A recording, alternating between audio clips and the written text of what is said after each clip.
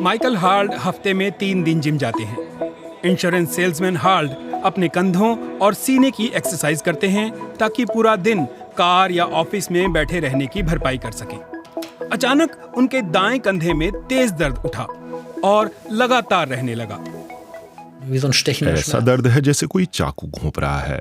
कपड़े पहनते वक्त, जैकेट पहनते हुए, कार का दरवाजा खोलते हुए, कुर्सी पर जैकेट टांगते हुए, यहाँ तक कि कागज या कॉफी का कप उठाते हुए भी दर्द होता है। दर्द इतना बढ़ गया कि रात को नींद खुलने लगी, लेकिन उन्होंने सोचा कि ये अपने आप ठीक हो जाएगा। महीनों बीत गए, उन्होंने अपनी आम जिंदगी जारी रखी, पर दर्द और बढ़ता गया। मैंने सोचा कि थोड़ा कम काम किया जाए, अलग एक्सरसाइज की जाए। कंधों की एक्सरसाइज ना की जाए तो ये ठीक हो जाएगा। दुर्भाग्य से ऐसा हुआ नहीं। उन्होंने हड्डियों के डॉक्टर और कंधे के विशेषज्ञ आंद्रेयास बेटहाउजर को दिखाया। आंद्रेयास के पास ऐसे ही मरीज आते हैं जिन्हें तेज दर्द है लेकिन वजह का पता नहीं। पहले उन्होंने दर्द की वजह जानने पर ध्यान दिया।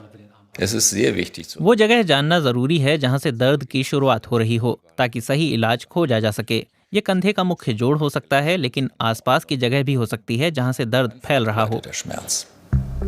कंधा एक जटिल जोड़ है।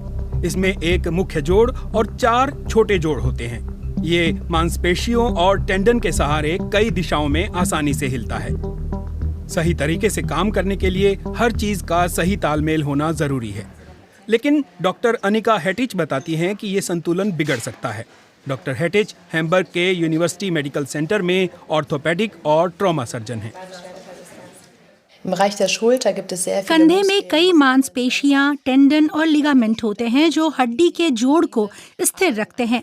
ये एक साथ या एक दूसरे के उलट काम कर सकते हैं। अगर ये संतुलन बिगड़ जाए तो कंधे की ताकत पर असर पड़ता है और धीरे धीरे दर्द शुरू हो सकता है। डॉक्टर बेटहाउजर ने माइकल हार्ल्ड के कंधे की जांच की। उन्होंने कई मूवमेंट टेस्ट किए जिससे पता चला कि उनके कंधे का ब्लेड सही स्थिति में नहीं था। ये टेस्ट ये भी बताते हैं कि दर्द हड्डियों में समस्या की वजह से है या सूजन की वजह से। हमें ये जानना जरूरी है कि कंधे के जोड़ में सूजन है या नहीं, या फिर दिक्कत मुख्य जोड़ के बाहर कहीं है, जैसे बरसा यानी जोड़ के तरल की थैली या टेंडन की समस्या, या फिर जोड़ का ऊपर नीचे हो जाना, मांसपेशियों का सिकुड़ना या कम एक्सरसाइज। एक साधारण अल्ट्रासाउंड टेस्ट भी मददगार होता है। माइकल हार्ल्ड के मामले में उनके कंधों की बरसा में सूजन थी और उन्हें इम्पिंजमेंट सिंड्रोम हो गया था। ऐसा तब होता है जब कंधे के ऊपरी हिस्से में यानी एक्रोमियन और बाजू की हड्डी के बीच की जगह कम हो जाती है।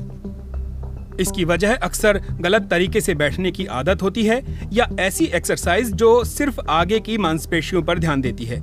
इससे मांसपेशियां सिकुड़ जाती हैं और कंधा आगे की तरफ नीचे की ओर झुकने लगता है। इस असंतुलन की वजह से दर्द होता है और मूवमेंट में कमी आ जाती है। आमतौर पर ये उनमें दिखता है जो 30 की उम्र के बाद कंधे के पीछे की मांसपेशियों के लिए एक्सरसाइज नहीं करते, खासकर वे लोग जो ऑफिस में ज्यादा बैठते हैं और जिम में सिर्फ आगे की मांसपेशियों की वर्जिश करते हैं।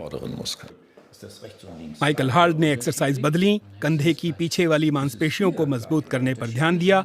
सर्जरी की जरूरत नहीं थी। उन्होंने जिम में अपने वर्कआउट में भी बदलाव किया। इससे उनके कंधे में जगह बढ़ गई और 6 महीने में उनका दर्द पूरी तरह खत्म हो गया।